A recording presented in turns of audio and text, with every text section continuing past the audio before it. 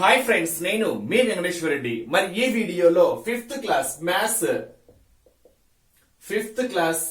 Maths sixth lesson geometry ఈ topic ను base చేసుకొని టెక్స్ట్ బుక్ లో ఉండేటువంటి ఈచ్ అండ్ ఎవ్రీ ప్రాబ్లం అయితే కవర్ చేయడం జరిగింది. అదే విధంగా బేసిక్స్ చాలా డెప్త్ గా ఇచ్చాడు ఫ్రెండ్స్. మరి ఫిఫ్త్ క్లాస్ ని నెగ్లెక్ట్ చేయవద్దు. బేసిక్స్ అయితే చాలా డెప్త్ గా ఇచ్చాడు. జామెట్రీ కాన్సెప్ట్ ను బేస్ చేసుకొని క్లియర్ ఎక్స్ప్లెనేషన్ అయితే ఇవ్వడం అయితే జరిగింది. మరి టాపిక్ స్టార్ట్ చేసే ముందు ఒక చిన్న విషయము, ఎవరైనా ఎస్జిటి ని బేస్ చేసుకొని ఆన్లైన్ ఎగ్జామ్స్ రాయాలని ఇంట్రెస్ట్ ఉంటే మనం ఒక షెడ్యూల్ ప్రకారము రెఫరెన్స్ కోసం వీడియోస్ ఇస్తూ ఆన్లైన్ ఎగ్జామ్స్ కండక్ట్ చేస్తున్నాము. ఇంట్రెస్ట్ ఉన్న వాళ్ళు ఇప్పుడే నా నెంబర్ కి కాల్ ఆర్ మెసేజ్ చేయగలరు. మరి నా నెంబర్ 8341949272. కంప్లీట్ ఎస్జిటి ప్యాకేజ్ అయితే కేవలము 800 రూపీస్ మాత్రమే. ఏ ఇండివిజువల్ సబ్జెక్ట్ తీసుకున్నా కేవలము 200 రూపీస్ మాత్రమే. ఇంకా ఆలస్యం చేసుకోవద్దు ఫ్రెండ్స్, ఇప్పుడే మన ఆన్లైన్ ఎగ్జామ్ గ్రూప్ లో జాయిన్ కాగలరు. ఆల్రెడీ మళ్ళీ ఒకసారి చెప్తున్నా, మ్యాథ్స్ కు సంబంధించి ఎస్జిటి లో ఉండేటువంటి 6 టాపిక్స్ యొక్క డీటెయిల్ ఎక్స్ప్లెనేషన్ కంప్లీట్ చేసాం ఫ్రెండ్స్. మరి టాపిక్ వైజ్ గా మనము ఆ టాపిక్ ఏంటి, టాపిక్ లో ఉండేటువంటి ఇండివిజువల్ కాన్సెప్ట్స్ అన్ని క్లియర్ గా ఎక్స్ప్లెనేషన్ అయిపోయినాయి. మన యూట్యూబ్ ఛానల్లో ప్లేలిస్ట్ లో చెక్ చేసుకోగలరు.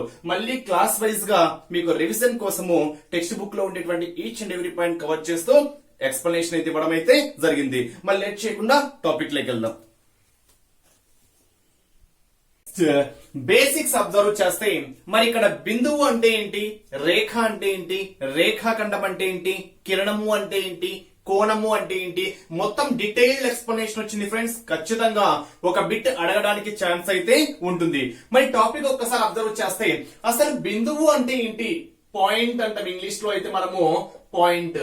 మరి ఇక్కడ బిందువు అంటే అర్థం ఏంటి అంటే ఏదైనా ఒక సమతలం తీసుకున్నప్పుడు ఆ సమతలంలో గల ఒక ఖచ్చితమైన స్థానాన్ని మనం ఏమంటాము అంటే బిందువు అంటాం. దాన్ని మనం ఇంకో విధంగా చెప్పొచ్చు, బిందువు అనేది అంతరాలంలో ఒక ఖచ్చితమైన స్థానము అని చెప్పొచ్చు.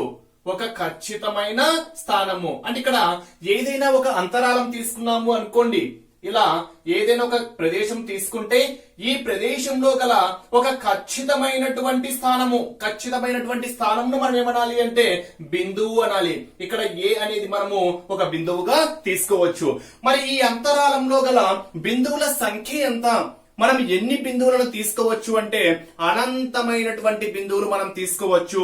అంటే అంతరాలంలో గల బిందువుల సంఖ్య ఎంత అంటే అనంతము, లేదా సమతలంలో గల బిందువుల సంఖ్య ఎంత అంటే అనంతము అని చెప్పుకోవచ్చు. అంటే ఇక్కడ మనము ఎన్ని బిందువులైనా తీసుకోవచ్చు.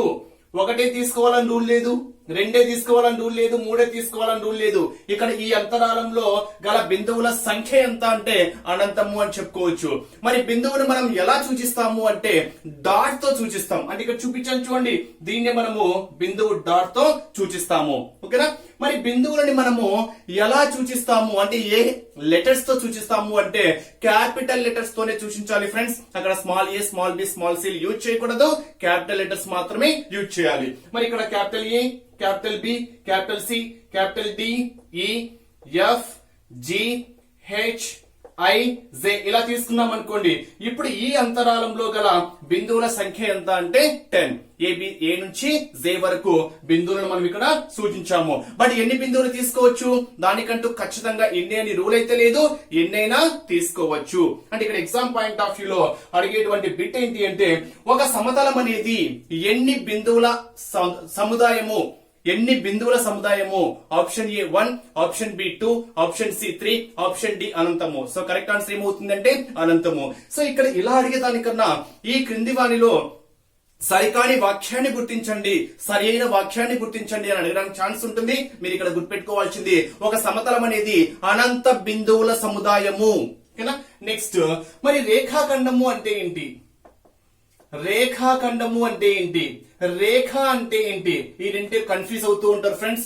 చాలా వరకు అవుతూ ఉంటారు. ఈ క్రింది వాటిలో సరికాని వాక్యాన్ని సరైన వాక్యాన్ని అని అడిగినప్పుడు ఖచ్చితంగా కన్ఫ్యూజ్ అనేది ఏర్పడుతుంది. కన్ఫ్యూజ్ కావాల్సిన అవసరమే లేదు. మరి రేఖకి డిఫరెన్స్ ఏంటి? రేఖాఖండాన్ని మనం ఇంగ్లీష్ లో అయితే లైన్ సెగ్మెంట్ అంటాం. ఏమనాలి? లైన్ సెగ్మెంట్ అంటాం. అదే రేఖను మనం ఇంగ్లీష్ లో ఏమంటాము అంటే లైన్ అంటాం. ఇక్కడైతే లైన్ సెగ్మెంట్ అంటాము, ఇదైతే లైన్ అంటాము.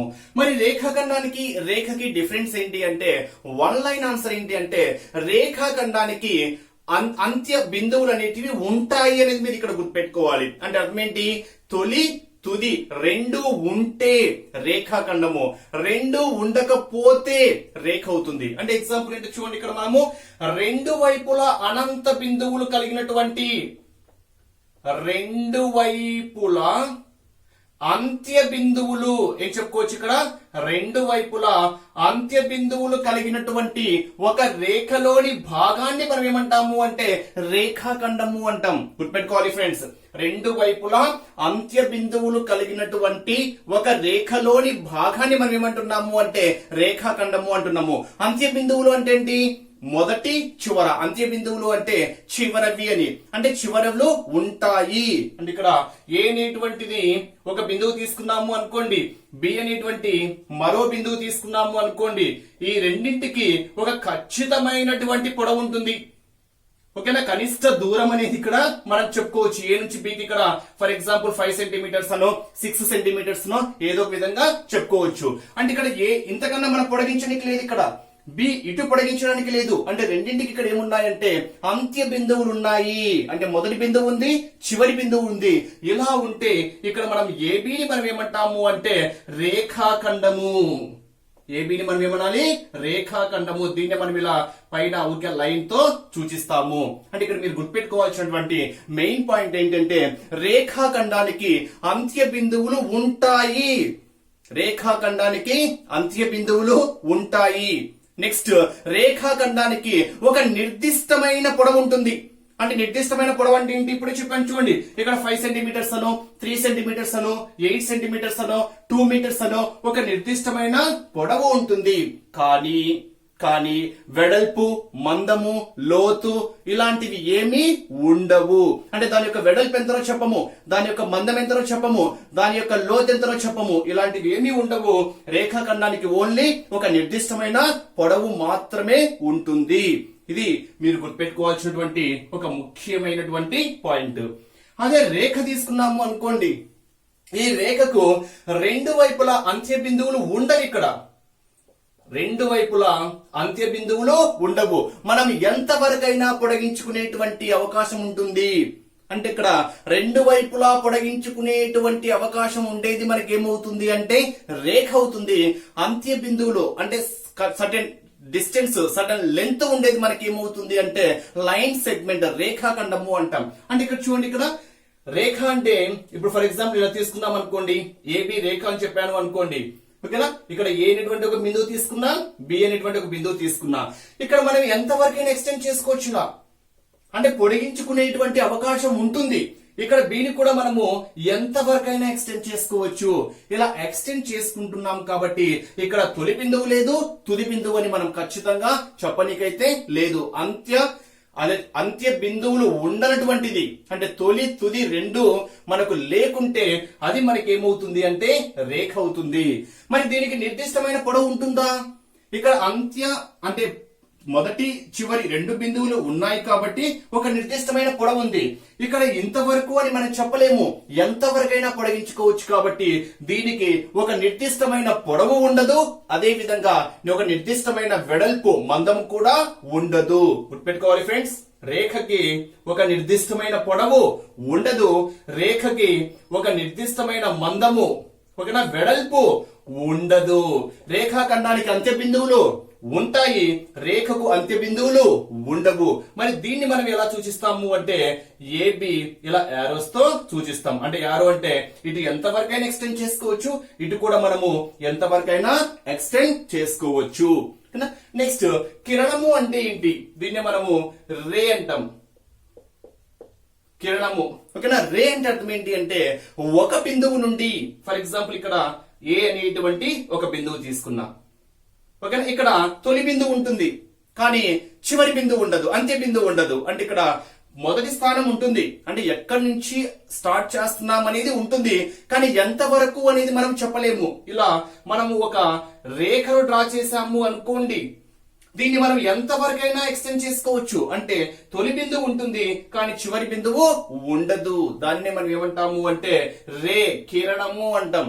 దీనికి కూడా ఒక నిర్దిష్టమైన పొడవు ఉండదు. అంటే ఇక్కడ నుంచి స్టార్ట్ చేస్తున్నాం, మరి ఎంతవరకు అనేది మనం చెప్పలేం. కాబట్టి కిరణానికి కూడా ఒక నిర్దిష్టమైన పొడవు ఉండదు, ఒక నిర్దిష్టమైన మందము వెడల్పు కూడా ఉండదు. ఓకే ఫ్రెండ్స్, మరి ఇక్కడ తొలి బిందువు ఉంటుంది కానీ చివరి బిందువు ఉండదు. మరి దీన్ని ఏ తీసుకొని ఇది బి అనుకున్నాము అనుకోండి, దీన్ని ఎలా డినోట్ చేస్తాము అంటే ఏబి సింగిల్ యారోతో డినోట్ చేస్తాం. ఓకేనా, ఇప్పుడు ఈ 4 పాయింట్స్ మనం ఒక్కసారి అబ్జర్వ్ చేస్తే, ఓకేనా, తొలి తుది రెండు బిందువులు ఉండేది మనకి ఏమవుతుంది రేఖాఖండము. ఎలా గుర్తుపెట్టుకోవాలి, ఈ రెండింటికి కన్ఫ్యూజ్ కదా అంటే రేఖాఖండము అంటే కట్ చేస్తున్నాం అక్కడికి. చూడండి ఇక్కడ రేఖాఖండము అంటే ఇక్కడికి కట్ చేస్తున్నాం అంటే ఖచ్చితంగా ఇక్కడికి కట్ చేశాను అంటే ఇంతే అని చెప్తున్నా. రేఖాఖండము అంటే కట్ చేస్తున్నా కాబట్టి దానికి రెండు బిందువులు, అంత్య బిందువు ఉంటుంది, తొలి బిందువు ఉంటుంది, తుది బిందువు ఉంటుంది. రెండు ఉండేది మనకి ఏమవుతుంది రేఖాఖండము అవుతుంది. ఓకేనా, నెక్స్ట్ తొలి తుది రెండు లేనటువంటిది మనకి ఏమవుతుంది అంటే రేఖ. దీన్ని మనము సరళ రేఖ అని కూడా చెప్పొచ్చు ఫ్రెండ్స్. ఏం చెప్పొచ్చు, సరళ రేఖ అని కూడా చెప్పొచ్చు. నెక్స్ట్ రేఖాఖండానికైతే ఒక నిర్దిష్టమైన పొడవు ఉంటుంది. అంటే మనము పొడిగించుకోనికి లేదు, ఇంతే అని చెప్తున్నాం కాబట్టి ఒక నిర్దిష్టమైన పొడవు ఉంటుంది. బట్ బంధము, వెడల్పు, లోతు ఇలాంటివి ఏమీ ఉండవు. ఇక్కడైతే పొడవు ఒక నిర్దిష్టమైన పొడవు ఉండదు, అదే విధంగా ఒక నిర్దిష్టమైన వెడల్పు కూడా ఉండదు. మరి కిరణము అంటే తొలి బిందువు ఉంటుంది, అదే విధంగా చివరి బిందువు ఉండదు. దీనికి కూడా ఒక నిర్దిష్టమైన పొడవు ఉండదు, ఒక నిర్దిష్టమైన వెడల్పు, మందం కూడా ఉండవు. యాంగిల్ అంటే ఏంటి, మరి కోణము అంటే ఏంటి, మరి దీన్ని మనం ఎలా సూచిస్తాము అనేది మనం ఒక్కసారి అబ్జర్వ్ చేస్తే, మరి యాంగిల్ అంటే అర్థం ఏంటంటే ఏవైనా రెండు కిరణాలను ఆ రెండు కిరణాలకు ఒక ఉమ్మడి బిందువు నుంచి మనం డ్రా చేసాం అనుకోండి. ఫర్ ఎగ్జాంపుల్ ఇక్కడ ఒక రే డ్రా చేశాను, ఇది కూడా ఒక రే డ్రా చేశాను. ఇక్కడ యాంగిల్ ఫామ్ కాలేదు చూడండి, ఎక్కడ కోణం ఫామ్ కాలేదు. అంటే ఏంటో చూద్దాం. ఓకేనా, ఇదే ఈ రెండు రేస్ కి ఒకే కామన్ పాయింట్ తీసుకున్నాం అనుకోండి, ఉమ్మడి బిందువు ఒక స్థానం నుంచే డ్రా చేస్తున్నా. అంటే ఇక్కడ ఈ రెండు రేస్ కు ఒక ఉమ్మడి బిందువు తీసుకున్నా, ఇక్కడ నుంచి ఒక రే డ్రా చేశాను, ఇదే బిందువు నుండి ఇంకొక రే డ్రా చేశాను. ఓకేనా, ఇప్పుడు ఇక్కడ ఫామ్ అయింది చూడండి, దీన్నే మనం ఏమంటాము అంటే యాంగిల్, కోణము అంటాం. ఏమనాలి, కోణము అనాలి. మరి ఇక్కడ కోణాన్ని మనం ఎలా డినోట్ చేస్తాము, మరి ఆ కోణాల్లో ఉండేటువంటి రకాలు ఏంటి అని మనం ఒక్కసారి అబ్జర్వ్ చేస్తే, ఈ కోణాన్ని మనము యాంగిల్ ఇలా డినోట్ చేస్తాం. ఓకేనా, యాంగిల్ ఏ. ఇక్కడ మనము దీన్ని ఏ అనుకుంటున్నా, దీన్ని బి అనుకుంటున్నా, దీన్ని ఓ అనుకుంటున్నా. అప్పుడు యాంగిల్ ఏఓబి, యాంగిల్ ఏఓబి అంటే ఇక్కడ ఓ అనేది మధ్యలో ఉంది చూడండి. ఈ మధ్యలో ఉండేది మనకు దేన్ని చూపిస్తుంది అంటే యాంగిల్ ను చూపిస్తుంది. ఫర్ ఎగ్జాంపుల్ యాంగిల్ డిఎఫ్ఈ అని చెప్పామనుకోండి, యాంగిల్ డిఎఫ్ఈ అని చెప్పామనుకోండి, ఇక్కడ యాంగిల్ డి ఇండికేట్ చేస్తున్నా, ఎఫ్ ని ఇండికేట్ చేస్తున్నా, ఈ ఇండికేట్ చేస్తున్నా. అంటే ఇక్కడ యాంగిల్ అనేది ఎఫ్ ని ఇండికేట్ చేస్తుంది. గుర్తుపెట్టుకోవాలి, మధ్యలో ఉండేది మనకు యాంగిల్ ను సూచిస్తుంది. లేదా డైరెక్ట్ గా మనం ఏం రాయొచ్చు, angle F is equal to అని కూడా మనము రాయవచ్చు. మరి ఇక్కడ కోణాన్ని మనము కొలవడానికి ఉపయోగించేది ఏంటి అంటే కొలమానిని. కోణాలను కొలవడానికి ఉపయోగించేది మనకేంటి, కొలమానిని. మరి 0 డిగ్రీస్ ఉంటే ఏమంటాము, 90 డిగ్రీస్ ఉంటే ఏమంటాము, 0కి 90కి మధ్యలో ఉంటే ఏమంటాము, 90 కన్నా ఎక్కువ ఉంటే ఏమంటాము, 180 కన్నా ఎక్కువ ఉంటే ఏమంటాము అనేది మనం ఒక్కసారి అబ్జర్వ్ చేస్తే, ఎగ్జాక్ట్ గా కోణము తీటా అనేది 0 డిగ్రీస్ ఉంది అనుకోండి, దాన్ని మనం ఏమంటాము అంటే శూన్య కోణము అంటాం. ఓకేనా, అక్కడ ఎటువంటి కోణం అనేది ఏర్పడదు. అంటే రెండు కిరణములు ఒకే రేఖ పైన ఉంటాయి. ఫర్ ఎగ్జాంపుల్ చూడండి, ఇది ఒక కిరణం డ్రా చేశాను రే, మళ్ళా అదే బిందువు నుండి మళ్ళా అదే లైన్ పైన డ్రా చేస్తే ఆ రెండు కిరణములు ఒకే లైన్ మీద ఉంటే వాటి మధ్య కోణం ఎంత అంటే 0 డిగ్రీస్ అని చెప్తాం. అంటే ఇక్కడ ఎటువంటి కోణం అనేది ఏర్పరచలేదు కాబట్టి యాంగిల్ వాల్యూ ఎంత 0. అది థీటా ఈజ్ ఈక్వల్ టు 0 అయితే మనము శూన్య కోణము. ఓకేనా, next theta is equal to 90 degrees అనుకోండి.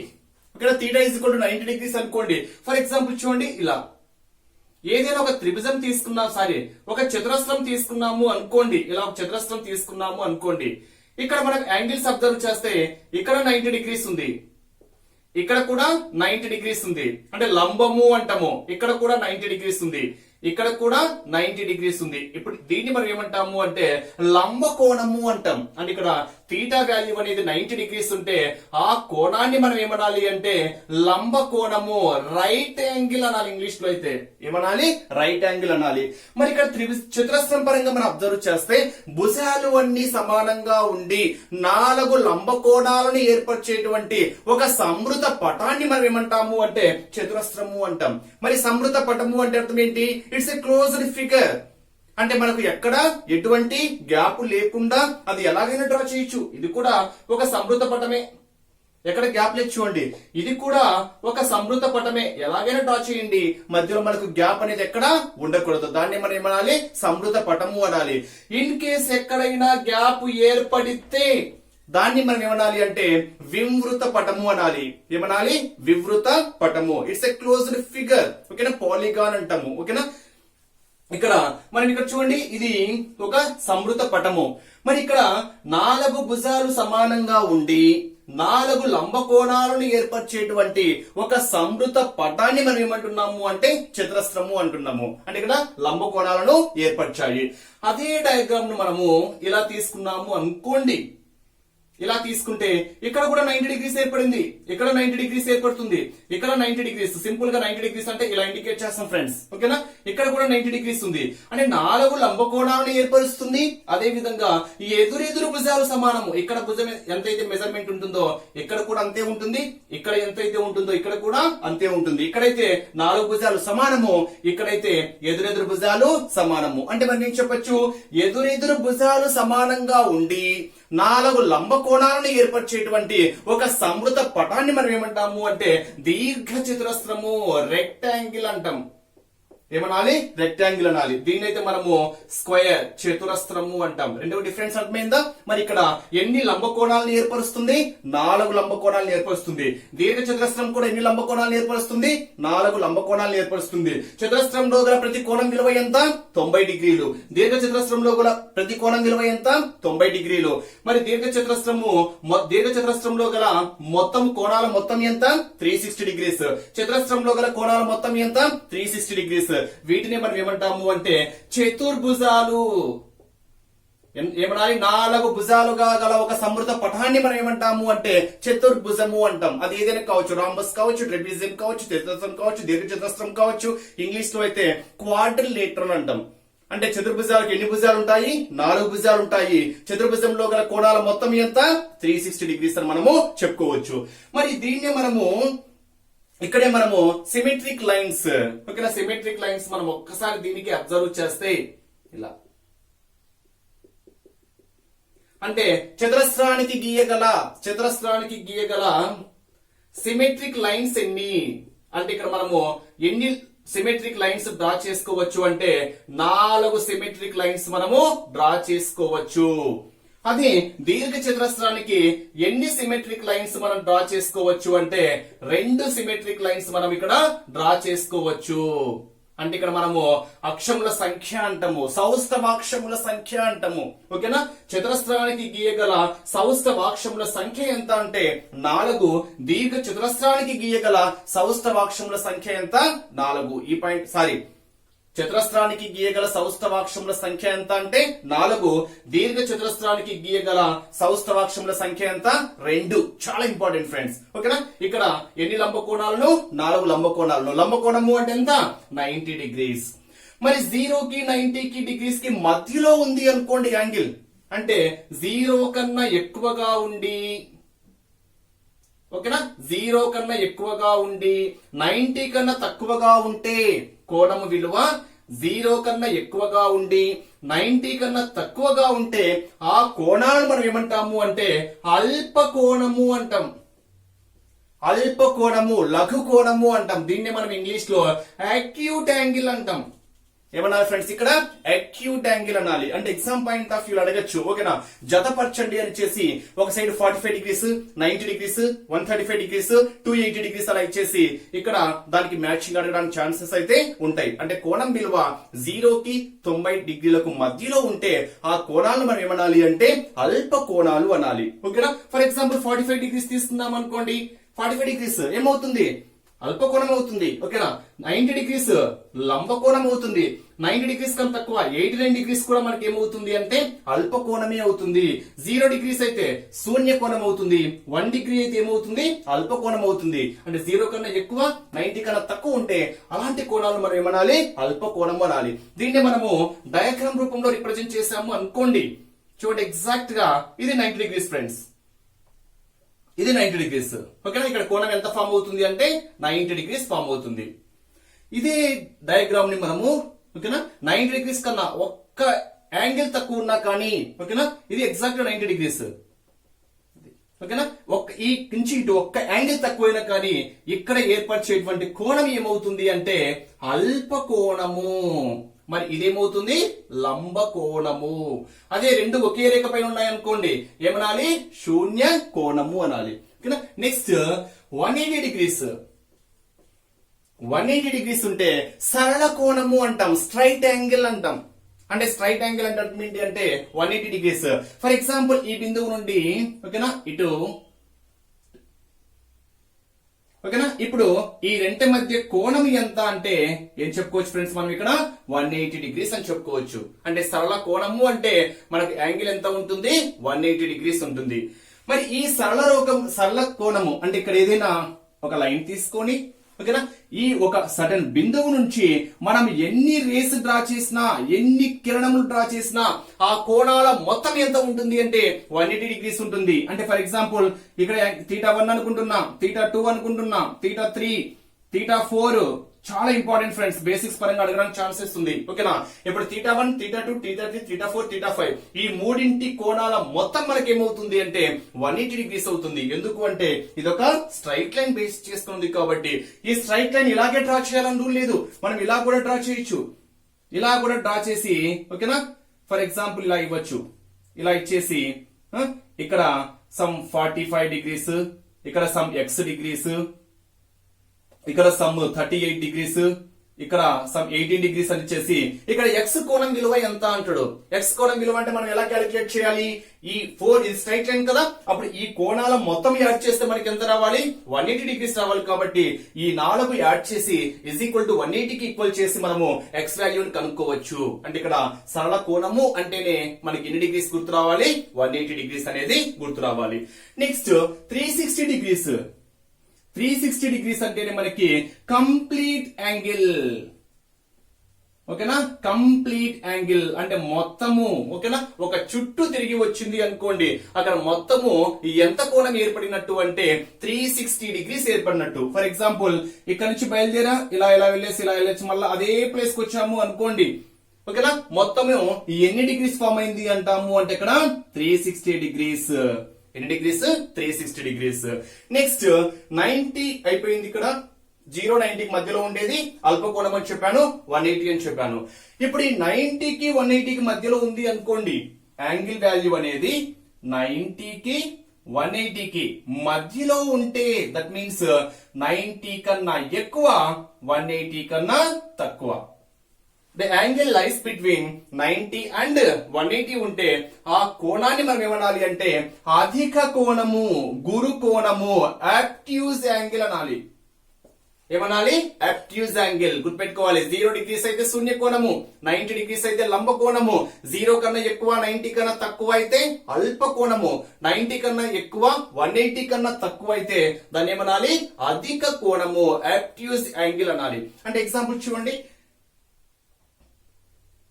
ఇది 90 డిగ్రీస్ కదా, దీనికన్నా తక్కువ తీసుకుంటే అల్పకోణం అవుతుంది, అప్పుడు దీనికన్నా ఎక్కువ. ఇప్పుడు ఈ కోణాన్ని మనం ఏమంటాము అంటే ఇది తీసేస్తే ఇప్పుడు ఈ కోణం ఇది 90 ఎగ్జాక్ట్ గా, ఈ 90 కన్నా ఎక్కువ ఉంది కదా, అప్పుడు ఈ కోణాన్ని మనం ఏమంటాము అంటే అధిక కోణము అంటాం. అదే మనకు ఇటు స్ట్రైట్ వచ్చింది అనుకోండి ఓకేనా, అప్పుడు ఈ కోణాన్ని మనం ఏమంటాము అంటే సరళ కోణము అనాలి. అదే మొత్తం ఫామ్ అయింది అనుకోండి ఏమనాలి కంప్లీట్ యాంగిల్ అనాలి. ఓకేనా ఫ్రెండ్స్, ఇక్కడ 90 కన్నా ఎక్కువ 180 కన్నా తక్కువ ఉంటే యాంగిల్ ఏమనాలి అధిక కోణము అనాలి. నెక్స్ట్ ఎగ్జాక్ట్ 180 ఉంటే చెప్పాను, 360 చెప్పాను. ఇప్పుడు 180 కన్నా ఎక్కువ 360 కన్నా తక్కువ ఉంది అనుకోండి, ఎంత 180 కన్నా ఎక్కువ 360 కన్నా తక్కువ ఉంటే ఇప్పుడు దీన్ని మనం ఏమనాలి అంటే చాలా చాలా చాలా ఇంపార్టెంట్ రిఫ్లెక్స్ యాంగిల్ అంటాం. ఏమనాలి? రిఫ్లెక్స్, పరావర్తన కోణము.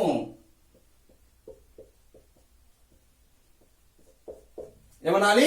రిఫ్లెక్స్ యాంగిల్ అనాలి. చాలా చాలా ఇంపార్టెంట్. రిఫ్లెక్స్ యాంగిల్ అంటే అర్థం ఏంటి అంటే కోణము విలువ 180 డిగ్రీస్ కన్నా ఎక్కువ ఉండాలి, అదే విధంగా 360 డిగ్రీస్ కన్నా తక్కువ ఉండాలి. అలా ఉన్నప్పుడు ఆ కోణాన్ని మనం ఏమంటాము అంటే రిఫ్లెక్స్ యాంగిల్ అంటాం. ఏమనాలి? Reflex angle. ఇది కోణాలు అంటే ఏంటి, దాన్ని బేస్ చేసుకుని ఉండేటువంటి ప్రాపర్టీస్. మళ్ళీ ఒక్కసారి మీకు రికలెక్ట్ చేస్తున్నా final conclusion part. θ is equal to 0 degrees అయితే ఇక్కడ వేస్తున్నా friends. θ is equal to 0 degrees అయితే శూన్య కోణము. θ is equal to 90 degrees అయితే లంబ కోణము. θ is equal to right angle. θ is equal to 180 degrees అయితే సరళ కోణము, straight angle. θ is equal to 360 degrees అయితే కంప్లీట్ యాంగిల్. ఓకేనా? మొత్తం కోణము అంటాం. అదే 0 కన్నా ఎక్కువ 90 కన్నా తక్కువ ఉంటే ఏమనాలి? అల్ప కోణం అనాలి. నెక్స్ట్ 90 కన్నా ఎక్కువ 180 కన్నా తక్కువ అయితే అధిక కోణం అనాలి. 180 కన్నా ఎక్కువ 360 కన్నా తక్కువ అయితే ఏమనాలి? రిఫ్లెక్స్ యాంగిల్, పరావర్తన కోణము. ఇవి కోణాలను బేస్ చేసుకొని డీటెయిల్ ఎక్స్ప్లెనేషన్. ఇక్కడ ఇంకో పాయింట్ చెప్పొచ్చు. 90 డిగ్రీస్ కి 180 డిగ్రీస్ కి ఒక రిలేషన్ చెప్పొచ్చు ఫ్రెండ్స్. ఒక రిలేషన్ చెప్పొచ్చు. అదే 360 డిగ్రీస్ కూడా మనం ఒక రిలేషన్ చెప్పొచ్చు. మరి ఆ రిలేషన్ ఏంటి అనేది మనం ఒక్కసారి అబ్జర్వ్ చేస్తే, ఏవైనా రెండు కోణాల మొత్తం 90 డిగ్రీలు ఉంటే, ఏవైనా రెండు కోణాల మొత్తము 90 డిగ్రీలు ఉంటే ఆ కోణాలను మనం ఏమంటాము అంటే పూరక కోణాలు, కాంప్లిమెంటరీ యాంగిల్స్ అంటాం. చాలా ఇంపార్టెంట్ బిట్. ఖచ్చితంగా బిట్ అడగడానికి ఛాన్సెస్ అయితే ఉంటాయి. అవి నెక్స్ట్ ఫర్దర్ క్లాసెస్ లో వస్తాయి. బట్ ఇక్కడ టాపిక్ వచ్చింది కాబట్టి చెప్తున్నా. అంటే ఏవైనా రెండు కోణాల మొత్తము 90 డిగ్రీలు ఉంటే ఆ కోణాలను మనం ఏమనాలి అంటే పూరక కోణాలు, కాంప్లిమెంటరీ యాంగిల్స్ అంటాం. అదే రెండు కోణాల మొత్తము 180 డిగ్రీస్ ఉంది అనుకోండి, ఏవైనా రెండు కోణాల మొత్తము 180 డిగ్రీస్ ఉంటే ఆ కోణాలను మనం ఏమనాలి అంటే సంపూరక కోణాలు, సప్లిమెంటరీ యాంగిల్స్ అంటాం. ఏమనాలి? సప్లిమెంటరీ యాంగిల్స్ అంటే సంపూరక కోణాలు. చూడండి, ఇక్కడ θ అనేది ఒక యాంగిల్ అనుకుంటున్నా, θ2 అనేది మరొక యాంగిల్ అనుకుంటున్నా. ఈ రెండు కోణాల మొత్తము 90 డిగ్రీస్ ఉంది అనుకోండి. ఇప్పుడు ఈ కోణాలను మనం ఏమనాలి అంటే పూరక కోణాలు, కాంప్లిమెంటరీ యాంగిల్స్ అనాలి. అదే రెండు కోణాల మొత్తం మనకు 180 డిగ్రీస్ వచ్చింది అనుకోండి, ఈ రెండు కోణాలు మనం ఏమనాలంటే సంపూరక కోణాలు. ఇది పూరక కోణాలు, ఇదేమవుతుంది అంటే సంపూరక కోణాలు. దీన్ని మనం ఇంగ్లీష్ లో complementary angle, supplementary angle. Exam point of view అడుగుతారు. చాలా ఇంపార్టెంట్ బిట్స్. అవి ఆల్రెడీ మీకు టాపిక్ వైజ్ ఎక్స్ప్లెనేషన్ లో క్లియర్ గా అయిపోయినాయి. అంటే 48 డిగ్రీస్ యొక్క పూరక కోణం విలువ ఎంత, 120 డిగ్రీస్ యొక్క సంపూరక కోణం విలువ ఎంత, ఏవైనా రెండు పూరక కోణాల యొక్క నిష్పత్తి 2:3 అయితే చిన్న కోణం ఎంత, పెద్ద కోణం ఎంత, ఏవైనా రెండు పూరక కోణాలు 2x+4 3x+5 అయితే ఆ కోణాలలో ఒక కోణం విలువ ఎంత, ఇలా క్వశ్చన్స్ అడగడానికి ఛాన్సెస్ అయితే ఉంటాయి. ఇంగ్లీష్ ఆల్ఫాబెట్స్ తీసుకుంటే మరి ఇంగ్లీష్ ఆల్ఫాబెట్స్ ని బేస్ చేసుకొని అద్దంలో ఏ విధంగా కనిపిస్తాయి, అదే విధంగా సౌస్తవాక్షరముల సంఖ్య ఎన్ని ఉంటాయి, చాలా ఇంపార్టెంట్ ఫ్రెండ్స్. అడగడానికి ఛాన్సెస్ ఉంటాయి. మరి అద్దంలో మనం ఒక్కసారి అబ్జర్వ్ చేస్తే ఫస్ట్ మనం అసలు అద్దంలో కనిపించినప్పుడు ఎలా ఉంటుంది, వాటర్ లో కనిపించినప్పుడు ఎలా ఉంటుంది అని మనం ఒకసారి అబ్జర్వ్ చేస్తే, ఏదైనా మనం అద్దం ముందు నిల్చున్నాం అనుకోండి, రైట్ లెఫ్ట్ గా కనిపిస్తూ ఉంటుంది, లెఫ్ట్ రైట్ గా కనిపిస్తూ ఉంటుంది. టాప్ బాటమ్ లో మారవు. అంటే టాప్ గానే కనిపిస్తుంది మిర్రర్ లో, బాటమ్ గానే కనిపిస్తుంది. బట్ మనము రైట్ సైడ్ ఎలా అంటే మనకు అద్దంలో లెఫ్ట్ సైడ్ లా కనిపిస్తుంది, లెఫ్ట్ సైడ్ ఎలా అంటే మనకు రైట్ సైడ్ లో కనిపిస్తుంది. అంటే లెఫ్ట్ రైట్ గా మారుతుంది, రైట్ లెఫ్ట్ గా మారుతుంది. ఎక్కడ అంటే మిర్రర్ లో. అదే మీరు వాటర్ లో అబ్జర్వ్ చేశారనుకోండి, రైట్ రైటే, లెఫ్ట్ లెఫ్టే, బట్ మనకు టాప్ అనేది బాటమ్ గా కనిపిస్తుంది, బాటమ్ అనేది టాప్ గా కనిపిస్తుంది. అంటే ఈ రెండు మీరు అబ్జర్వ్ చేయాల్సినటువంటి ముఖ్యమైనటువంటి పాయింట్స్. మిర్రర్ లో అయితే లెఫ్ట్ అండ్ రైట్ చేంజెస్ అవుతాయి, అదే వాటర్ లో అయితే టాప్ అండ్ బాటమ్ లో చేంజెస్ అవుతాయి. ఇప్పుడు ఏ తీసుకున్నాం అనుకోండి, సేమ్ అలాగే ఉంటుంది. అద్దంలో మీరు కావాలంటే ఏ లెటర్ పేస్ట్ చేసుకుని అద్దం ముందు పెట్టండి, సేమ్ అలాగే కనిపిస్తుంది. బి చూడండి, ఇది లైన్, దీనికి ఇది రైట్ సైడ్ ఉంది కదా, అప్పుడు అది ఏ సైడ్ వస్తుంది, లెఫ్ట్ సైడ్ వచ్చేస్తుంది. ఇది దీనికి ఇది రైట్ సైడ్ ఉన్నాయి కాబట్టి ఇది లెఫ్ట్ సైడ్ వచ్చేస్తుంది. ఈ లైన్ కి ఇది రైట్ సైడ్ ఉంది కదా, అప్పుడు ఇది లెఫ్ట్ సైడ్ వచ్చేస్తుంది. ఈ F G H I J observe చేయండి ఫ్రెండ్స్. కే ఎల్ ఎం ఎన్ ఓ పి ఇది చూడండి, ఈ లైన్ కి ఇది రైట్ సైడ్ ఉంది కాబట్టి ఇది లెఫ్ట్ సైడ్ వచ్చింది. క్యూ ఇది రైట్ సైడ్ ఉంది కాబట్టి ఇది లెఫ్ట్ సైడ్ వచ్చింది. R S T U V double X Y Z అంటే ఇక్కడ ఏవైనా ఇంగ్లీష్ మొత్తం ఆల్ఫాబెట్స్ ని అద్దం ముందు చూసినప్పుడు ఓకేనా ఎన్ని అక్షరాలు చేంజ్ అవుతాయి, ఎన్ని అక్షరాలు చేంజ్ కావు అనేది మనం ఒకసారి అబ్జర్వ్ చేస్తే ఏ చేంజ్ కాలేదు, B change, C change, D change, E change అయింది, ఎఫ్ డి హెచ్ చేంజ్ కాలేదు, ఐ చేంజ్ కాలేదు, నెక్స్ట్ ఎం చేంజ్ కాలేదు చూడండి, ఓ చేంజ్ కాలేదు, నెక్స్ట్ టీ చేంజ్ కాలేదు, యూ చేంజ్ కాలేదు, వి డబ్ల్యూ ఎక్స్ వై ఇవి చేంజ్ కాలేదు. అంటే మొత్తం ఎన్ని చూద్దామా 1 2 3 4 5 6 7 8 9 10 11 అంటే మనము అద్దంలో ఇంగ్లీష్ ఆల్ఫాబెట్స్ ని మనం అలా చూసినప్పుడు దాంట్లో ఆల్ఫాబెట్స్ లో ఉండేటువంటి 11 అక్షరాలలో ఎటువంటి మార్పు లేవు. మరి 11 అక్షరాల్లో మార్పు లేవు అంటే ఇంకా ఎన్ని అక్షరాల్లో మార్పు ఉంటాయి? 15 అక్షరాల్లో మార్పు ఉంటాయి. ఎందుకని మొత్తం 26 అక్షరాలు కాబట్టి ఇది అద్దంలో చూసినప్పుడు. అదే మరి సౌష్ఠవాక్షంలో సౌష్ఠవ రేఖలు మనం ఏదైనా గుర్తుపెట్టుకోవాలంటే ముందు సౌష్ఠవ పటము అంటే ఏంటి? ఏదైనా ఒక పటాన్ని 2 సమభాగాలుగా విభజించినప్పుడు ఒక సగభాగం అనేది రెండవ సమభాగాన్ని పూర్తిగా ఆక్రమిస్తే దాన్ని మనం ఏమంటాము అంటే సౌష్ఠవ పటము అంటాం. అంటే ఇక్కడ 2 విడగొట్టినప్పుడు మళ్ళా దాన్ని ఇలా కలిపామనుకోండి, 2 ఏం చేయాలి? ఆక్రమించుకోవాలి, 2 కలిసిపోవాలి. దాన్ని మనము సౌష్ఠవ పటము అంటాం. ఫర్ ఎగ్జాంపుల్ ఇప్పుడు చూడండి, ఏం నేను ఇలా డివైడ్ చేస్తున్నా, ఏను డివైడ్ ఇలా చేసేసి మళ్ళీ దాన్ని మనం ఇలా సెట్ చేసామనుకోండి, 2 కలిసిపోతాయి. సో దాన్ని మనకు ఏలో ఉండేటువంటి సౌష్ఠవ సిమెట్రిక్ లైన్స్ సౌష్ఠవ రేఖల సంఖ్య ఎంత అంటే బి. మనం బిని ఎలా డ్రా చేయొచ్చు చూడండి, ఇలా డ్రా చేయొచ్చా? అప్పుడు ఇది వచ్చి పడింది అనుకోండి, ఓకే ఆక్రమించేస్తుంది కాబట్టి బికి గీయగల సౌష్ఠవ రేఖల సంఖ్య 1.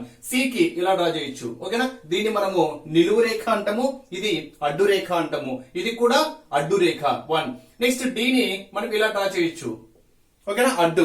నెక్స్ట్ ఈని సేమ్ ఇలా డ్రా చేయొచ్చు. ఇలా డ్రా చేయలేము, ఇలా డ్రా చేస్తే ఈ పార్ట్ వేరుగా ఉంటుంది, ఈ పార్ట్ వేరుగా ఉంటుంది కాబట్టి మనం అలా డ్రా చేయకూడదు ఓకేనా. డ్రా చేసినప్పుడు 2 సమభాగాలుగా విడిపోవాలన్నమాట. నెక్స్ట్ ఎఫ్ ని మనం ఎటువంటి డ్రా చేయలేం కాబట్టి సౌష్ఠవ రేఖల సంఖ్య 0. జీ ని డ్రా చేయలేం కాబట్టి సౌష్ఠవ రేఖల సంఖ్య 0. హెచ్ ని మనము ఇలా అడ్డంగా డ్రా చేయొచ్చు, ఇలా నిలువుగా డ్రా చేయొచ్చు కాబట్టి హెచ్ కి గీయగల సౌష్ఠవ రేఖల సంఖ్య ఎంత అంటే 2. ఐ కి చూడండి ఇలా అడ్డంగా డ్రా చేయొచ్చు, ఇలా నిలువుగా కూడా డ్రా చేయొచ్చు కాబట్టి ఐకి గీయగల సౌష్ఠవ రేఖల సంఖ్య ఎంత అంటే 2. జేకి మనం డ్రా చేయలేము. కేక్ చూడండి ఇలా అడ్డంగా డ్రా చేయొచ్చు కాబట్టి కేకి గీయగల సౌష్ఠవ రేఖల సంఖ్య 1. ఎల్ కి డ్రా చేయలేము, ఎటు డ్రా చేయలేము ఓకేనా. ఎం కి ఇలా డ్రా చేయొచ్చు చూడండి, అంటే ఎం కి గీయగల సౌష్ఠవ రేఖల సంఖ్య ఎంత 1. ఎన్ కి గీయగల సౌష్ఠవ రేఖల సంఖ్య 0. ఓ కి మనం ఎన్నైనా డ్రా చేసుకోవచ్చు ఫ్రెండ్స్ ఇలా ఓకే. అనంత సౌష్ఠవ రేఖలు గల అక్షరం ఏంటి? ఈ క్రింది వాణిలో అనంత రేఖలు గల అక్షరం ఏంటి అంటే ఓ. దీన్ని మనము మామూలు పటంగా చెప్తే సర్కిల్ అని కూడా చెప్పొచ్చు ఓకేనా. వృత్తానికి గీయగల సౌష్ఠవ అక్షరముల సంఖ్య ఎంత అంటే అనంతము అని కూడా మనం ఇక్కడ చెప్పుకోవచ్చు. పి కి 0, క్యూ కి 0, ఆర్ కి 0, ఎస్ కి 0, టీ కి మనం ఇలా డ్రా చేయొచ్చు, నిలువు రేఖ డ్రా చేయొచ్చు కాబట్టి టీ కి 1 ఉంటుంది. యూ కి కూడా మనం నిలువు డ్రా చేయొచ్చు కాబట్టి యూ కి 1. వి కి నిలువు డ్రా చేయొచ్చు కాబట్టి 1. డబ్ల్యూ కి నిలువు డ్రా చేయొచ్చు కాబట్టి 1. ఎక్స్ కి ఇటు నిలువు డ్రా చేయొచ్చు, ఇటు అడ్డు డ్రా చేయొచ్చు కాబట్టి 2. వై కి ఇటు నిలువు డ్రా చేయొచ్చు కాబట్టి 1. జెడ్ కి డ్రా చేయలేము కాబట్టి 0. అంటే ఇక్కడ ఎగ్జామ్ పాయింట్ ఆఫ్ వ్యూ ఎలా అడగచ్చు అంటే ఈ క్రింది వాణిలో 2 లేదా అంతకంటే ఎక్కువ సౌష్ఠవ రేఖలు కలిగినటువంటి అక్షరాలు ఎన్ని ఇంగ్లీష్ ఆల్ఫాబెట్స్ బేస్ చేసుకొని, లేదా ఈ క్రింది ఏ అక్షరానికి 2 లేదా అంతకంటే ఎక్కువ సౌష్ఠవ రేఖలు కలిగి ఉంటుంది, లేదా ఈ క్రింది వాణిలో సౌష్ఠవ రేఖలు కలిగి ఉండని అక్షరాన్ని గుర్తించండి అంటాడు, లేదా ఎం కి గీయగల సౌష్ఠవ రేఖల సంఖ్య ఎంత. సో క్వశ్చన్ ఏ విధంగా అయినా అడగచ్చు. మనం ఒక్కసారి అబ్జర్వ్ చేస్తే అసలు సౌష్ఠవ రేఖలు లేనటువంటివి ఎన్నో చూద్దామా. F, next G, J, L, N, P, Q, R, S, Z. 1 2 3 4 5 6 7 8 9 10 అసలు లేవు చూడండి. వీటికి 0 ఉండేటివి 1 2 3 4 5 6 7 8 9 10 వీటికి ఎటువంటి సౌష్ఠవ రేఖలు అనేటివి ఉండవు. అదే ఓన్లీ ఒకటి అంటే ఇక్కడ ఓన్లీ 1 ఒకటి మాత్రమే సౌష్ఠవ రేఖలు గల ఉండేటువంటి ఆల్ఫాబెట్స్ ఏంటి ఒకసారి అబ్జర్వ్ చేస్తే ఏ, బి, సి, డి, ఈ. ఓన్లీ 1 అని చెప్తున్నా, అప్పుడు 2 తీసుకోకూడదు. Next K, M, next T, you, VWY 1 2 3 4 5 6 7 8 9 10 11 12 అంటే ఓన్లీ వన్ ఒక్క సౌష్ఠవ రేఖను మాత్రమే కలిగి ఉండేటువంటి ఇంగ్లీష్ ఆల్ఫాబెట్స్ ఎన్ని అంటే 12. నెక్స్ట్ రెండు మాత్రమే సౌష్ఠవాలు, రెండు మాత్రమే 1 2 HIX చూడండి, రెండు మాత్రమే HIX రెండు మాత్రమే కలిగి ఉండేటి మనకి ఏమవుతాయంటే మూడే మూడు, H1 I1 X1. నెక్స్ట్ అనంత సౌష్ఠవ రేఖలు కలిగి ఉన్నటువంటి అక్షరం ఏంటి అంటే ఓన్లీ ఓ. దీనికి అనంత సౌష్ఠవ రేఖలు కలిగి ఉంటాయి. అంటే ఇక్కడ ఎగ్జామ్ పాయింట్ ఆఫ్ వ్యూ లో H కి 2 ఫ్రెండ్స్, ఇది 3 కాదు 2 అంటే రెండు కలిగినవి 3. ఇదైతే 0 సౌష్ఠవ రేఖలు లేనటువంటివి. ఓన్లీ 1 ఉండేటివన్నీ 12, ఓన్లీ 2 ఉండేటివన్నీ 3. నెక్స్ట్ అనంతం ఉండేటివి 1. అంటే ఇక్కడ రెండు లేదా అంతకన్నా ఎక్కువ ఉండేటివి అడిగాడు అనుకోండి, ఎగ్జామ్ పాయింట్ ఆఫ్ వ్యూ లో HIX O కూడా వస్తుంది, ఎందుకంటే రెండు కన్నా ఎక్కువ ఉన్నాయి కాబట్టి. అంటే ఎగ్జామ్ పాయింట్ ఆఫ్ వ్యూ లో మీరు అది క్వశ్చన్ జాగ్రత్తగా విని ఆన్సర్ చేయాలి. రెండు లేదా అంతకంటే ఎక్కువ సౌష్ఠవాక్షరాలను కలిగి ఉన్నటువంటి అక్షరాలు ఎన్ని అంటే HIX O కూడా వస్తుంది. ఒకటి లేదా అంతకంటే ఎక్కువ సౌష్ఠవాక్షరములు కలిగి అంటే 12 1 3 1 మొత్తం ఎన్ని వస్తాయంటే 12 1 3 15 1 16 వచ్చేస్తాయి మొత్తము. అసలు సౌష్ఠవ రేఖలు లేనటువంటి అక్షరాలు ఎన్ని అంటే మనకు ఆన్సర్ ఏమవుతుంది అంటే 10. ఒకవేళ నిలువు సౌష్ఠవాక్షరములు కలిగినవి ఏంటి అని అడిగితే మనం ఇప్పుడు చెప్పాను కదా, వేటికి నిలువు ఉంటాయి, వేటికి అడ్డు ఉంటాయి, దాన్ని బేస్ చేసుకొని మీరు డ్రా చేసుకోవచ్చు. ఇవి సౌష్ఠవ అంటే ఇంగ్లీష్ ఆల్ఫాబెట్స్ బేస్ చేసుకొని మిర్రర్ ఇమేజెస్, అదే విధంగా సిమెట్రిక్ లైన్స్. చతురస్రాన్ని బేస్ చేసుకొని టెక్స్ట్ బుక్ లో ఇచ్చినటువంటి ప్రాబ్లమ్స్ అబ్జర్వ్ చేస్తే మరి వీటి యొక్క ఫార్ములాస్ ఆల్రెడీ మనము ప్రీవియస్ వీడియోలో చూసాము, మళ్ళీ ఒక్కసారి గుర్తు చేస్తున్నా. మరి చతురస్రము దీర్ఘ చతురస్రానికి రిలేషన్ ఒక్కసారి అబ్జర్వ్ చేస్తే, చతురస్రము అంటే 4 భుజాలు సమానంగా ఉంటాయి. మరి ఒక భుజాన్ని మనం ఏ అనుకుంటే 4 భుజాలు సమానం కాబట్టి అన్ని మనకి ఏమవుతాయంటే ఏ అవుతాయి. అప్పుడు చతురస్రం యొక్క చుట్టుకొలత ఫార్ములా ఏమవుతుంది? చతురస్రం యొక్క చుట్టుకొలత అంటే మొత్తము కూడాలి, మొత్తం కూడితే a plus a plus a plus a మనకి ఏమవుతుంది ఫ్రెండ్స్ 4a అవుతుంది. That means 4 into side, 4 into భుజము అంటాం, గుర్తుపెట్టుకోవాలి. చతురస్రం యొక్క చుట్టుకొలత ఫార్ములా ఏమవుతుంది 4 ఇంటూ భుజము, 4 ఇంటూ సైడ్. అదే వైశాల్యం మనకి ఏమవుతుంది అంటే పొడవు ఇంటూ వెడల్పు కాబట్టి a ఇంటూ a స్క్వేర్, భుజము స్క్వేర్ అవుతుంది. a ఇంటూ a స్క్వేర్, భుజము స్క్వేర్. అదే దీర్ఘ చతురస్రం తీసుకున్నాము అనుకోండి, ఇది దీర్ఘ చతురస్రాకారము. మరి దీర్ఘ చతురస్రంలో మీకు ఎదురెదురు భుజాలు సమానంగా ఉంటాయి కాబట్టి దీన్ని లెంత్ దీన్ని బ్రెడ్త్ అనుకుంటే ఇది ఎల్ అయితే ఇది కూడా ఎల్ అవుతుంది, ఇది బ్రెడ్త్ అయితే ఇది కూడా బ్రెడ్త్ అవుతుంది. మరి చుట్టుకొలత అంటే మొత్తం యాడ్ చేయాలి కాబట్టి L plus L B plus B, అప్పుడు చుట్టుకొలత ఇస్ ఈక్వల్ టు ఫార్ములా ఏమవుతుంది 2 ఆఫ్ ఎల్ ప్లస్ బి అవుతుంది. అదే వైశాల్యం ఫార్ములా ఏమవుతుంది అంటే పొడవు ఇంటూ వెడల్పు, that means L into B. ఈ రెండు ఫార్ములాస్ బేస్ చేసుకొని ఈ లెసన్ లో అయితే ఇచ్చాడు ఫ్రెండ్స్. మరి దీర్ఘ చతురస్రం యొక్క చుట్టుకొలత formula 2 of L plus B, దీర్ఘ చతురస్రం యొక్క వైశాల్యం ఫార్ములా ఎల్ ఇంటూ బి, పొడవు ఇంటూ వెడల్పు. అదే చతురస్రం యొక్క చుట్టుకొలత 4 ఇంటూ సైడ్, చతురస్రం యొక్క వైశాల్యము side into side, that means a square. మరి ఇక్కడ క్వశ్చన్స్ అబ్జర్వ్ చేస్తే పొడవు 40 మీటర్స్, వెడల్పు 25 మీటర్స్ గా గల దీర్ఘ చతురస్రం యొక్క చుట్టుకొలత ఎంత అని అడిగాడు. దీర్ఘ చతురస్రం యొక్క చుట్టుకొలత ఫార్ములా ఏమవుతుంది 2 ఆఫ్ ఎల్ ప్లస్ బి, అంటే పొడవు వెడల్పు రెండు యాడ్ చేసి 2 తో మల్టిప్లై చేస్తే సరిపోతుంది. L plus B 40 plus 25 65, 65 2s 130. ఇక్కడ యూనిట్స్ మీటర్స్ కాబట్టి ఆన్సర్ ఏమవుతుంది మీటర్స్. అంటే ఇక్కడ ఈ ప్రాబ్లం బేస్ చేసుకొని దీర్ఘ చతురస్రం యొక్క చుట్టుకొలత 130 మీటర్స్. మళ్ళీ ఒకసారి ఎక్స్ప్లెయిన్ చేస్తున్నా, ఇక్కడ రాశాను కాబట్టి ప్రాబ్లం ఎక్కలేదు. 2 of L plus B, L అంటే ఎంత 40, బి అంటే ఎంత 25, 40 ప్లస్ 25 ఎంత 65, 265 ఎంత 130. సో దీర్ఘ చతురస్రం యొక్క చుట్టుకొలత 130 మీటర్స్. నెక్స్ట్ ప్రాబ్లం చూడండి, 25 మీటర్స్ భుజంగా గల చతురస్రాకారం యొక్క చుట్టుకొలత. మరి చతురస్రం యొక్క చుట్టుకొలత ఫార్ములా ఏం చెప్పాను, చతురస్రము అంటే అన్ని భుజాలు సమానం కాబట్టి 4 భుజాలు చతురస్రానికి ఉంటే 4 భుజాలు సమానం కాబట్టి 4 ఇంటూ సైడ్, 4 ఇంటూ సైడ్ ఎంత ఇచ్చాడు ఇక్కడ 25, 25 4s 100 యూనిట్స్ మీటర్స్ కాబట్టి ఈ ప్రాబ్లం బేస్ చేసుకొని చుట్టుకొలత ఏమవుతుంది 100 మీటర్స్. నెక్స్ట్ ప్రాబ్లం, 13 సెంటీమీటర్ల భుజంగా గల చతురస్ర వైశాల్యం ఎంత? మరి చతురస్ర వైశాల్యం అంటే ఫార్ములా ఏంటి? చతురస్ర వైశాల్యం యాక్చువల్ గా వైశాల్యం అంటే పొడవు ఇంటూ వెడల్పు. ఇక్కడ పొడవు వెడల్పులు రెండు సమానంగా ఉంటాయి కాబట్టి ఏ ఇంటూ ఏ అంటే భుజము ఇంటూ భుజం మనకి ఏమవుతుంది అంటే చతురస్రం యొక్క వైశాల్యము. మరి వైశాల్యము ఇస్ ఈక్వల్ టు భుజం ఎంత ఇచ్చాడు ఫ్రెండ్స్? 13. భుజము ఇంటూ భుజం కాబట్టి 13 into 13 that is 169 units centimetres కాబట్టి దట్ మీన్స్ సెంటీమీటర్ స్క్వేర్. వైశాల్యము అంటే యూనిట్స్ ఏమొస్తాయి? సెంటీమీటర్ అంటే సెంటీమీటర్ స్క్వేర్ లేదా చదరపు సెంటీమీటర్లు అని కూడా మనం ఇక్కడ చెప్పుకోవచ్చు. స్క్వేర్ సెంటీమీటర్ అని కూడా చెప్పుకోవచ్చు. నెక్స్ట్ ప్రాబ్లం 120 సెంటీమీటర్స్ పొడవు 80 సెంటీమీటర్స్ వెడల్పుగా గల బల్ల వైశాల్యము అంటే పొడవు వెడల్పులు రెండు వేరువేరుగా ఉన్నాయి. అది ఒక బల్ల అంటున్నాడు కాబట్టి అది ఏ ఆకారంలో ఉంటుందో మీకు ఈజీగా అర్థమైపోయి ఉంటుంది. ఏ ఆకారము? దీర్ఘ చతురస్రాకారంలో ఉంటుంది. ఇది 120 సెంటీమీటర్స్, ఇది 80 సెంటీమీటర్స్. ఏం క్యాలిక్యులేట్ చేయమన్నాడు? వైశాల్యం క్యాలిక్యులేట్ చేయమన్నాడు. మరి దీర్ఘ చతురస్రం యొక్క వైశాల్యం ఫార్ములా ఏంటి? పొడవు ఇంటూ వెడల్పు కాబట్టి పొడవు ఎంత? 120, వెడల్పు ఎంత? 80. సో వైశాల్యము అంటేనే ఫార్ములా పొడవు ఇంటూ వెడల్పు. పొడవు 120 ఇంటూ వెడల్పు ఎంత? 80. 80 0 8 2 16 1 ఉంటుంది. 8 1 8 ప్లస్ 1 9 పక్కన ఒక 0. సో యూనిట్స్ సెంటీమీటర్స్ కాబట్టి సో ఆన్సర్ చదరపు సెంటీమీటర్లు. అంటే ఈ ప్రాబ్లం బేస్ చేసుకొని 9600 చదరపు సెంటీమీటర్స్.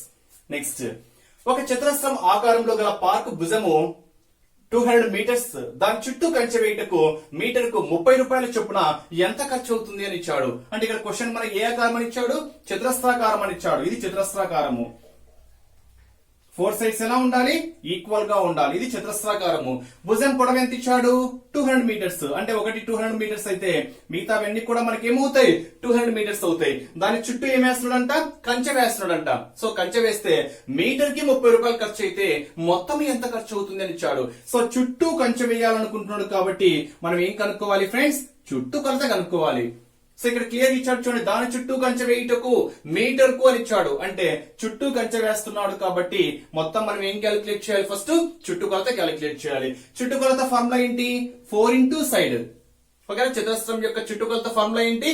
4 into side. మరి సైడ్ ఎంత ఇచ్చాడు? భుజము 200. 200 4 800 యూనిట్స్ ఏంటి? మీటర్స్. అంటే ఇక్కడ మొత్తము చతురస్రాకారంలో గల పార్క్ మొత్తము చుట్టుకొలత ఎంత ఉంది అంటే 800 మీటర్స్ ఉంది. 800 మీటర్స్ ఉంది. మరి మీటర్ కి ఎంత కాస్ట్ అవుతుంది? 30 రూపాయలు అవుతుంది. ఒక మీటర్ కి 30 రూపాయలు అయితే 800 మీటర్లకి ఏమవుతుంది? 800 ఇంటూ 30 అంతేనా? ఒక మీటర్ కు 30 రూపాయలు. మీటర్ కి 30 రూపాయలు కాస్ట్ అయితే 800 మీటర్లు కావాలి మనకు. 800 ఇంటూ ఒక మీటర్ కి ఎంత? 30 రూపీస్. 3 zeros 0, 3 zeros 0, 3 8s 24 పక్కన ఒక 0. అంటే మొత్తము ఆ పార్క్ చుట్టూ కంచె వేయడానికి ఎంత ఖర్చు అవుతుంది అంటే 24,000 రూపాయలు ఖర్చు అవుతుంది. చాలా ఇంపార్టెంట్ మోడల్ ఇది. ఇక్కడ మొత్తము 800 మీటర్స్. 800 ఇంటూ మీటర్ కి ఎంత కాస్ట్? 30 రూపీస్. సో ఆన్సర్ ఎంత వస్తుంది? 24,000 రూపీస్. నెక్స్ట్ వన్ 28 సెంటీమీటర్ల పొడవు గల ఒక తీగ ఉంది. అంటే మొత్తము ఇలా ఒక తీగ ఉంది ఫ్రెండ్స్. ఆ తీగ ఎన్ని సెంటీమీటర్స్ అంట? 28 సెంటీమీటర్స్. దీనిని ఒక చతురస్రాకారంలో మరిస్తే అంటే ఏ ఆకారంలో మరచాలంట? చతురస్రాకారము. చతురస్రాకారము అంటే ఏంటి? 4 భుజాలు ఎలా ఉండాలి? సమానంగా ఉండాలి. అంటే ఇక్కడ ఎంతైతే ఉంటుందో ఇక్కడ కూడా అంతే ఉండాలి. అంటే మొత్తం ఎన్ని భాగాలుగా విభజిస్తున్నాడు? 1 2 3 4 భాగాలుగా 4 సమభాగాలుగా విభజిస్తున్నాడు. 4 సమభాగాలుగా విభజిస్తున్నాడు అంటే 28 ని 4 సమభాగాలుగా విభజిస్తే 28/4. 4 1s 4 7s అంటే ఒక్కో దాని యొక్క భాగం ఎంత వస్తుంది? 7 7 7 వస్తుంది. అంటే 28 ని 4 సమభాగాలుగా విభజిస్తే ఒక్కొక్క భాగం ఎంత? 7 కాబట్టి దాని యొక్క భుజం ఎంత ఉంటుంది అంటే 7 ఉంటుంది. ఆ భుజం యొక్క పొడవు ఎంత? 7 యూనిట్స్ సెంటీమీటర్స్ కాబట్టి 7 సెంటీమీటర్స్.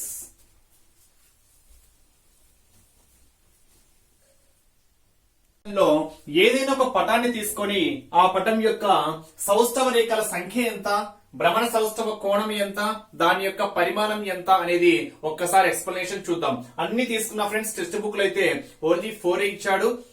చతురస్రము, దీర్ఘ చతురస్రము, త్రిభుజము, వృత్తం మాత్రమే ఇచ్చాడు టెక్స్ట్ బుక్ లో అయితే. కానీ మొత్తం డీటెయిల్ ఎక్స్ప్లెనేషన్ అయితే ఇచ్చాను. కంటిన్యూషన్ లో మొత్తం అయితే ఎక్స్ప్లెనేషన్ అయితే ఇవ్వడం అయితే జరిగింది.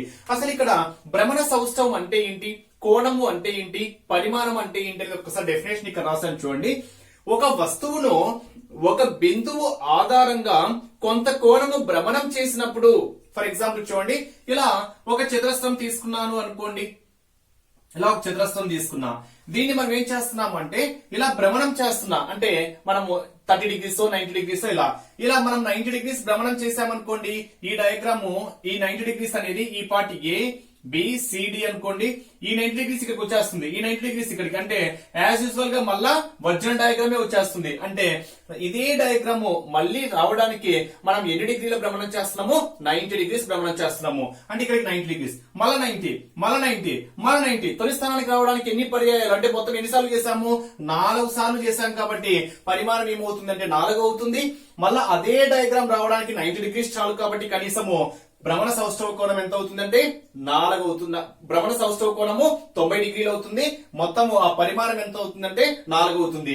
మరి దీనికి గల సౌష్ఠవ రేఖల సంఖ్య అంటే, సౌష్ఠవం అంటే ఇందాక చెప్పాను కదా, మనం ఎన్ని సౌష్ఠవ రేఖలు డ్రా చేయొచ్చు అంటే 4 సౌష్ఠవ రేఖలు డ్రా చేయొచ్చు. కాబట్టి చతురస్రం యొక్క సౌష్ఠవ రేఖల సంఖ్య 4, భ్రమణ సౌష్ఠవ కోణము 90 డిగ్రీలు, పరిమాణం ఎంత 4. అంటే పరిమాణము అంటే కొంత కోణము భ్రమణం చేయగా ఏర్పడు మొదటి పటానికి సర్వసమానమైతే, ఇప్పుడే చెప్పాను చూడండి, ఎంతైతే మనం భ్రమణం చేస్తామో ఇక్కడ ఏదైతే పటం ఉంటుందో మళ్ళీ అదే పటం రావాలి. దాన్ని మనము భ్రమణ సౌష్టం కలిగి ఉంది అంటాం.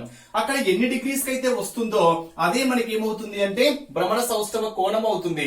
మళ్ళీ మొదటి స్థానానికి రావడానికి అలా ఎన్ని పర్యాయం చేస్తామో, ఎన్నిసార్లు అయితే చేస్తామో అదే మనకి ఏమవుతుంది అంటే పరిమాణం అవుతుంది. వాటి యొక్క డెఫినేషన్స్ ఇక్కడ క్లియర్ గా రాస్తాను చూడండి. ఓకేనా. నెక్స్ట్ దీర్ఘ చతురస్రము. మరి దీర్ఘ చతురస్రానికి గీయగల సౌష్ఠవ రేఖల సంఖ్య ఇలా ఒక డ్రా చేయొచ్చు, ఇలా ఒక డ్రా చేయొచ్చు, రెండే డ్రా చేయొచ్చు. కాబట్టి దీర్ఘ చతురస్రం యొక్క సౌష్ఠవ రేఖల సంఖ్య 2 అవుతుంది. మరి భ్రమణ సౌష్ఠవము మరి ఒక్కసారి 90 డిగ్రీస్ చేసామనుకో ఇలా వస్తుంది ఫ్రెండ్స్ డయాగ్రామ్. 90 డిగ్రీస్ అంటే ఇలా వస్తుంది, కానీ రెండు ఈక్వల్ గా లేవు. మళ్ళా 90 డిగ్రీస్ చేసామనుకోండి ఇలా వస్తుంది. అంటే 90 అంటే మొత్తము 180 డిగ్రీస్ కి యాజ్ ఇట్ ఈస్ గా వస్తుంది. కాబట్టి భ్రమణ సౌష్ఠవ కోణం ఎంత 180. మళ్ళా 90 చేసామనుకోండి మళ్ళా ఇలా వచ్చేస్తుంది. అంటే ఇలా ఇలా ఇలా మళ్ళా 90 చేసామనుకో మళ్ళీ ఒరిజినల్ ప్లేస్ కి వచ్చేస్తుంది. కాబట్టి దాని యొక్క పరిమాణం ఎంత అంటే 2 సార్లకి ఒరిజినల్ పొజిషన్ అనేది వచ్చేస్తుంది. 180 ప్లస్ 180 ఎంత 360. కాబట్టి దాని పరిమాణం ఎంత అవుతుంది అంటే 2 అవుతుంది. నెక్స్ట్ సర్కిల్, వృత్తం తీసుకున్నాము అనుకోండి, ఆ వృత్తానికి గీయగల సౌష్ఠవాక్షముల సంఖ్య ఎన్నైనా గీసుకోవచ్చు. కాబట్టి అనంతము అని చెప్తాము, కోణం ఎంత అని చెప్పలేము, అనంతం. కాబట్టి దీనికి కోణం చెప్పలేము, పరిమాణం కూడా అనంతం, ఎంతైనా ఉండవచ్చు. నెక్స్ట్ అర్ధవృత్తం తీసుకున్నాము అనుకోండి, సో ఓన్లీ 1 మాత్రమే మనం సౌష్ఠవ రేఖను గీయగలం. కాబట్టి సౌష్ఠవ రేఖల సంఖ్య 1 అవుతుంది. భ్రమణ కోణం అనేది లేదు. అదే విధంగా దీని యొక్క పరిమాణం కూడా లేదు. మిగతా కూడా చూద్దాం.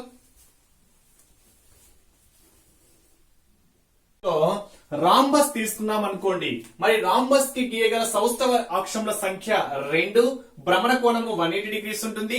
అదే విధంగా దాని యొక్క పరిమాణం కూడా 2. అంటే రాంబస్ అంటే ఇలా ఉంటుంది. కాబట్టి దీనికి కూడా మనం సౌష్ఠవ రేఖలు ఎన్ని గీయొచ్చు అంటే కర్ణాలను బేస్ చేసుకొని ఎన్ని గీయవచ్చు. భ్రమణ కోణం 180 డిగ్రీస్ ఉంటుంది, పరిమాణం కూడా 180 కి 360 రావాలంటే ఇంటూ 2 చేయాలి. కాబట్టి దాని యొక్క పరిమాణం ఎంత 2. నెక్స్ట్ చతుర్భుజం. చతుర్భుజం అంటే ఎలాగైనా ఉండొచ్చు. కాబట్టి దానికి సౌష్ఠవాలు ఉండవు, భ్రమణ కోణం ఉండదు, అదే విధంగా పరిమాణం కూడా ఉండదు. ట్రెపీజియానికి కూడా సౌష్ఠవ రేఖ ఉండదు. ట్రెపీజియం అంటే ఇలా ఉంటుంది ఫ్రెండ్స్. ట్రెపీజియానికి కూడా సౌష్ఠవ రేఖలు ఉండవు, భ్రమణ కోణం ఉండదు, అదే విధంగా పరిమాణం కూడా ఉండదు. సమద్విబాహు సమలంబ ట్రెపీజియం, సమలంబ చతుర్భుజము అంటే మనకు ఇలా డయాగ్రామ్ ఉంటుంది. అంటే ఇక్కడ 2 సమానంగా ఉంటాయి. కాబట్టి దీన్ని బేస్ చేసుకొని మనము ఒక సౌష్ఠవ రేఖ గీయవచ్చు, భ్రమణ కోణం ఉండదు, అదే విధంగా పరిమాణం కూడా ఉండదు. నెక్స్ట్ సమాంతర చతుర్భుజము పారలాగ్రామ్ ఇలా ఉంటుంది. సో దీనికి కూడా మనకు సౌష్ఠవ రేఖలు అనేటివి డ్రా చేయలేము, బట్ భ్రమణ కోణం అనేది ఫామ్ చేయొచ్చు. కాబట్టి భ్రమణ కోణం 180 డిగ్రీస్ ఉంటుంది. దాని యొక్క పరిమాణం ఎంత ఉంటుంది అంటే 2 ఉంటుంది. నెక్స్ట్ గాలిపటము. గాలిపటానికి గీయగల సౌష్ఠవ రేఖల సంఖ్య 1, భ్రమణ కోణము ఉండదు, దాని యొక్క పరిమాణం కూడా ఉండదు. నెక్స్ట్ విషమబాహు త్రిభుజము. మరి త్రిభుజము అంటే మనకు తెలిసిందే. త్రిభుజము అంటే ఏంటి, 3 భుజాలు 3 కోణాలుగా గల ఒక సమృత పటాన్ని మనం ఏమంటాము అంటే త్రిభుజము అంటాం. ఇక్కడ త్రిభుజాన్ని బేస్ చేసుకొని ఇంకోటి చెప్పొచ్చు, అతి చిన్న సమృత వలయం ఏంటి అంటే త్రిభుజము. ఓకేనా. అతి చిన్న బహుభుజి. ఓకేనా. సమృత పటాన్ని మనం బహుభుజి అంటాం. అతి చిన్న బహుభుజి పాలిగాన్ మనం ఏమంటాము అంటే త్రిభుజము. త్రిభుజానికి గీయగల సౌస్తవాక్షముల సంఖ్య అంటే త్రిభుజాల్లో చాలా రకాలు ఉన్నాయి. విషమబాహు త్రిభుజము అని, లంబకోణ త్రిభుజము అని, లంబకోణ సమద్విబాహు త్రిభుజము అని, సమబాహు త్రిభుజము అనే టైప్స్ ఉన్నాయి. కాబట్టి వాటిని బేస్ చేసుకొని చూద్దాం. అంటే త్రిభుజము అంటే 3 భుజాలు 3 కోణాలుగా గల ఒక సమృత పటాన్ని మనము త్రిభుజము అంటాము. త్రిభుజములోని కోణాల మొత్తం ఎంత అంటే 180 డిగ్రీస్. అతి చిన్న బహుభుజి మనకి ఏమవుతుంది అంటే త్రిభుజం అవుతుంది. మరి విషమబాహు త్రిభుజము అంటే 3 భుజాలు అసమానంగా ఉంటే, అంటే 3 భుజాలు సమానంగా ఉండవు, అసమానంగా ఉంటే దాన్ని మనము విషమబాహు త్రిభుజము అంటాము. విషమబాహు త్రిభుజానికి గల సౌస్తవాక్షముల సంఖ్య 0, కోణము ఉండదు, పరిమాణం కూడా ఉండదు. నెక్స్ట్ సమబాహు త్రిభుజము. సమబాహు త్రిభుజము అంటే 3 భుజాలు ఎలా ఉంటాయంటే సమానంగా ఉంటాయి. ప్రతి కోణం విలువ ఎంత ఉంటుంది అంటే 60 డిగ్రీలు ఉంటుంది. 180 డిగ్రీస్ ని 3 భాగాలుగా విభజించామనుకోండి, ప్రతి కోణం ఎంత 60 డిగ్రీలు. కాబట్టి సమబాహు త్రిభుజము అంటేనే మనకి ఏం గుర్తు రావాలి, అన్ని భుజాలు ఎలా ఉంటాయి, సమానంగా ఉంటాయి ఇలా. ఓకేనా? అప్పుడు 1 2 3 అంటే సౌష్ఠవ రేఖలు మనం 3 గీయవచ్చు. నెక్స్ట్ ఇక్కడ మనకి సమబాహు త్రిభుజము కోణం ఎంత ఉంటుంది అంటే 60 డిగ్రీలు ఉంటుంది. మరి పరిమాణం ఎంత అంటే 3 అని చెప్పుకోవచ్చు. నెక్స్ట్ లంబకోణ త్రిభుజము. లంబకోణ త్రిభుజములో గీయగల సౌస్తవాక్షముల సంఖ్య 0. లంబకోణ సమద్విబాహు అంటే లంబకోణము అంటే ఇది, లంబకోణ సమద్విబాహు అంటే ఈ రెండు సమానం కాబట్టి మనము ఇలా ఒకటి డ్రా చేయవచ్చు. కాబట్టి సౌష్ఠవ రేఖల సంఖ్య ఎంత అవుతుంది అంటే 1 అవుతుంది. మరి రేఖాఖండానికి 1 డ్రా చేయొచ్చు. రేఖాఖండము అంటేనే మనకు అంత్యం ఉంటుంది, మొదటి ఉంటుంది, చివర ఉంటుంది. కాబట్టి ఇలా 1 డ్రా చేయొచ్చు. నెక్స్ట్ రేఖ అంటే ఎంత వరకైనా పొడిగించుకోవచ్చు. కాబట్టి మనం ఇలా ఎన్నైనా డ్రా చేయొచ్చు. కాబట్టి రేఖాఖండానికి సౌష్ఠవ రేఖల సంఖ్య 1 అయితే రేఖకి సౌష్ఠవ రేఖల సంఖ్య ఎంత 180 అవుతుంది. రెండింటికి భ్రమణ కోణం 180 డిగ్రీస్, పరిమాణం ఎంత 2. నెక్స్ట్ దీర్ఘఘనంకి ఎన్ని సౌష్ఠవ రేఖలు గీయగలము అంటే 2, ఘనానికి 4, స్తూపానికి 2, శంకువుకి 1, గోళము అనంతము అర్ధగోళము 1, సెక్టార్ 1, కోణానికి 1. అది క్రమ బహుభుజి అని తీసుకున్నాం అనుకోండి. క్రమ బహుభుజి అంటే ఏదైనా బహుభుజే ఫ్రెండ్స్. ఓకేనా? త్రిభుజం కానీ, చతుర్భుజం కానీ, అంటే చతురస్రం కానీ, దీర్ఘ చతురస్రం కానీ, రాంబస్ కానీ, ట్రెపీజియం కానీ, ఏదైనా బహుభుజే. మరి క్రమ బహుభుజి అంటే అర్థం ఏంటంటే భుజాలన్నీ సమానంగా ఉండేదాన్ని మనం క్రమ బహుభుజి అంటాం. అంటే త్రిభుజం పరంగా చెప్తే మనము ఏం చెప్పొచ్చు, సమబాహు త్రిభుజం చెప్పొచ్చు. అంటే 3 భుజాలు సమానం కాబట్టి సమబాహు త్రిభుజం మనకి ఏమవుతుంది అంటే ఒక క్రమ బహుభుజి అవుతుంది. అంటే ఎన్ని భుజాలైతే ఉంటాయో ఆ భుజాల సంఖ్యనే సౌష్ఠవాక్షముల సంఖ్య అవుతుంది.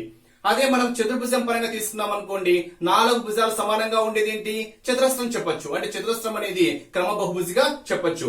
అంటే చతురస్రంలో 4 భుజాలు ఉంటాయి కాబట్టి చతురస్రములకి గీయగల సౌష్ఠవాక్షముల సంఖ్య ఎంత అంటే 4 అని చెప్పొచ్చు. అదే క్రమ పంచభుజి. పంచభుజి అంటే 5 భుజాలు కాబట్టి క్రమ అంటే ఆ 5 భుజాలు సమానం కాబట్టి సౌష్ఠవాక్షముల సంఖ్య 5. ఓకేనా? అష్టభుజి, క్రమ అష్టభుజి. అష్ట అంటే 8 కాబట్టి 8 భుజాలు సమానంగా ఉంటాయి కాబట్టి అక్కడ మనకు సౌష్ఠవ వృక్షముల సంఖ్య ఎంత అంటే 8. అంటే క్రమాన్ని ఏంటంటే ఎన్ని భుజాలు అయితే ఉంటాయో ఆ భుజాలన్నీ ఎలా ఉంటాయి, సమానంగా ఉంటాయి. ఓకేనా? ఇది మనకు భుజాల సంఖ్య. క్రమపరంగా ఎన్నైతే భుజాలు ఉంటాయో ఆ భుజాల సంఖ్యనే మనకి ఏమవుతుంది అంటే సౌష్ఠవాక్షముల సంఖ్య అవుతుంది.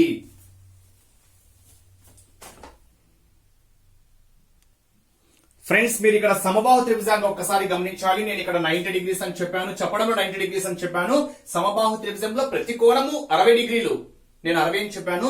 సమబాహు త్రిభుజంలో ప్రతి కోణం 60 డిగ్రీలు ఉంటుంది. కానీ భ్రమణ సౌష్ఠవ కోణం ఎంత అంటే 120 డిగ్రీలు. దాని యొక్క పరిమాణం ఎంత అంటే 3.